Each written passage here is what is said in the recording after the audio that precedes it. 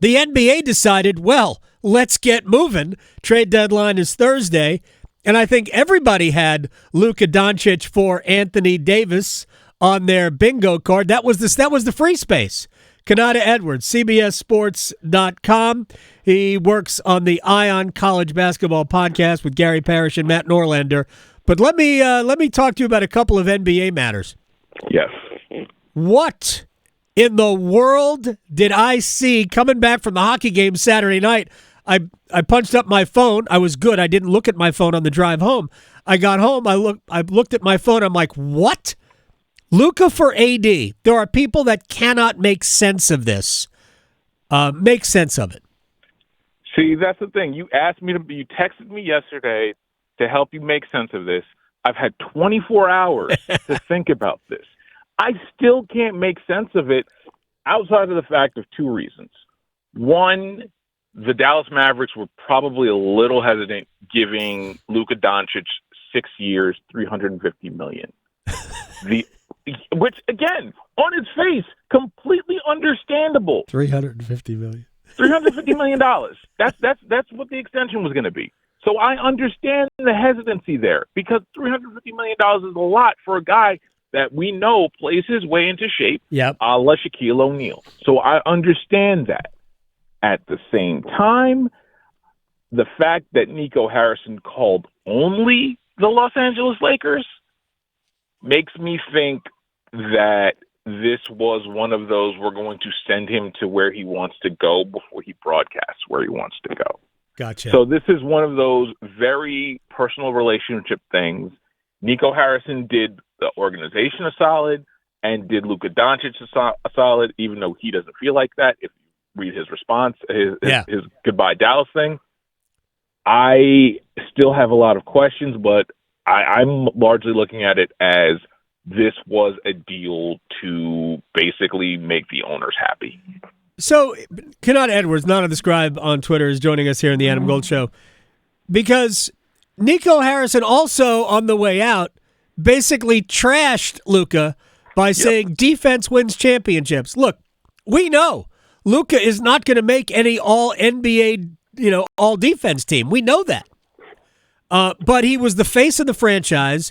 He's like the amount of time it's going to take to scrub him off of billboards and advertising all over the city of Dallas, if not the state of Texas. It'll probably take him a year to do that. Who knows what the cost of that is? So, but he trashed him on the way out. Yeah. So let's. I want to answer this by this. Adam, we work in a corporate environment. Yeah. How many times have bosses, and without incriminating yourself now, okay, how many times have bosses given you really horrible marching orders and you've had to go with it anyway, and then you've had to play the good soldier role? Do you really want me to answer it? Because I'm going to surprise you. Without incriminating yourself. I said without incriminating yourself. Can I just say that 0 is the answer to that? Okay, so then you're luckier than most. I am. No, believe me, I know. I absolutely know. I've declined to do that once. Exactly. But that's it. It was only once. But you see where I'm going with this. Yeah, I do. This is one of those things that feels much more about ownership, specifically the Adelsons. It's no longer Mark Cuban. Mark Cuban right. sold a large majority share of his ownership last year. And he's not happy about it, by the way. Well, no, I don't blame him because, again, you saw everything about like Mark Cuban loving Luka Doncic and loving the new era of this, and then he sold a large portion of this because for whatever reason, whatever campaign he wants to continue to do in the future. I don't know. But regardless, this feels like an ownership move because the one little dirty detail that doesn't get mentioned enough, the Mavericks duck the luxury tax altogether. They're not constricted by any of those bans. Mm-hmm. We're seeing the CBA kind of work in a way, and again, the Aaron Fox deal, which still is getting worked on, is another example of this. Teams are afraid to pay that big max, and I don't necessarily blame them.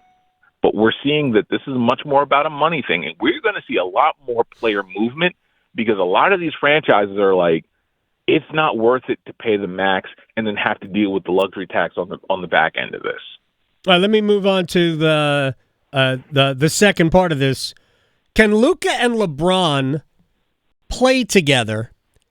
And is LeBron, I mean, how is this going to end? How much longer do you think LeBron is going to play as well? So first, can they play together?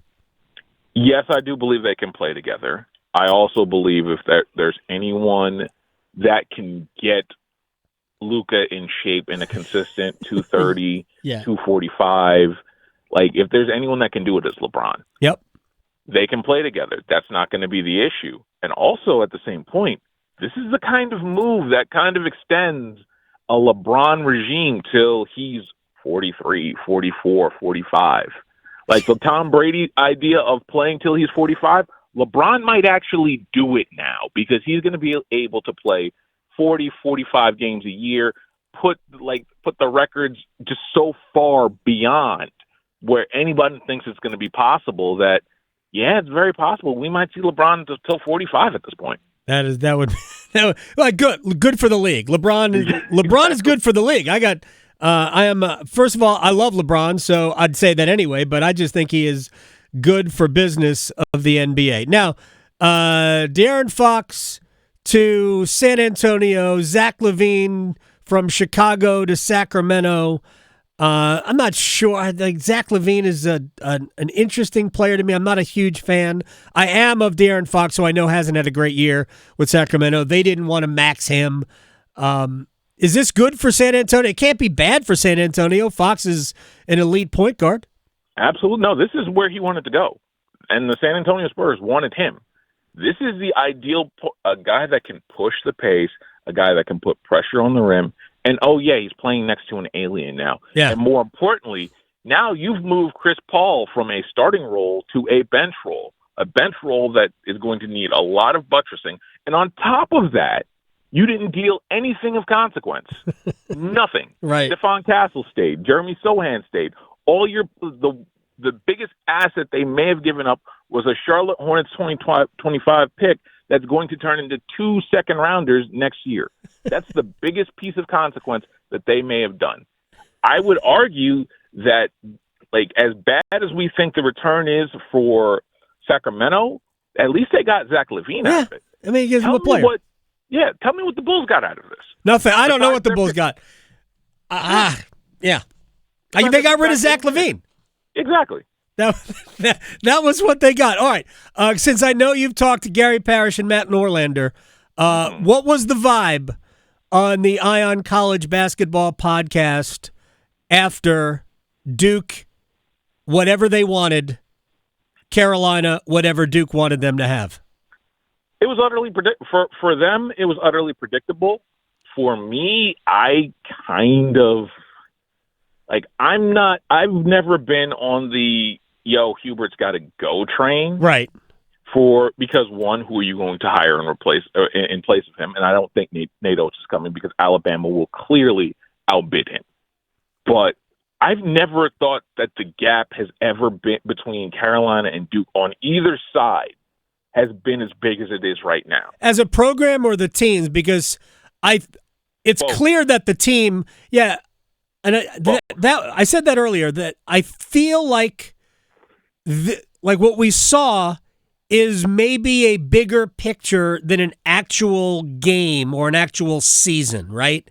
Yeah. There feels like, and I have some factors to it, but there feels like it's more about just the season. Yeah, I would put it this way. I like the Tar Heels. I like what they have. But for the amount of money that's in that program, you can't be running your athletic programs like it's still 2010. Say what you want about Duke. Duke has a GM. Yep. Duke has all their NIL stuff. Shire only shows up, and then Rachel Baker, the GM, handles everything behind the scenes. Hubert's got to do all of that right now. Unfortunately, this is where Duke understood the landscape, decided to take it serious, and got ahead of everybody. They're the iPhone to the Carolina rotary phone right now. Wow. That's where these programs are. iPhone to rotary phone? I thought you were going to go like iPhone to Motorola Silver Bullet flip phone. No. You went back to rotary phone. Rotary phone. The gap is that big, Adam. Gosh. The gap is that big. You made me smile, too. I appreciate that. Konata Edwards at Not of the Scribe on Twitter. All right, man, I got to run. I thank you very much for your time. We'll talk again very soon. Absolutely. Talk to you soon, man. Wow, rotary phone. I didn't think we were going there. What about like holding one part up to your ear and then speaking into the thing on the table? Oh, yeah, that's real old school. Right? That's real old school.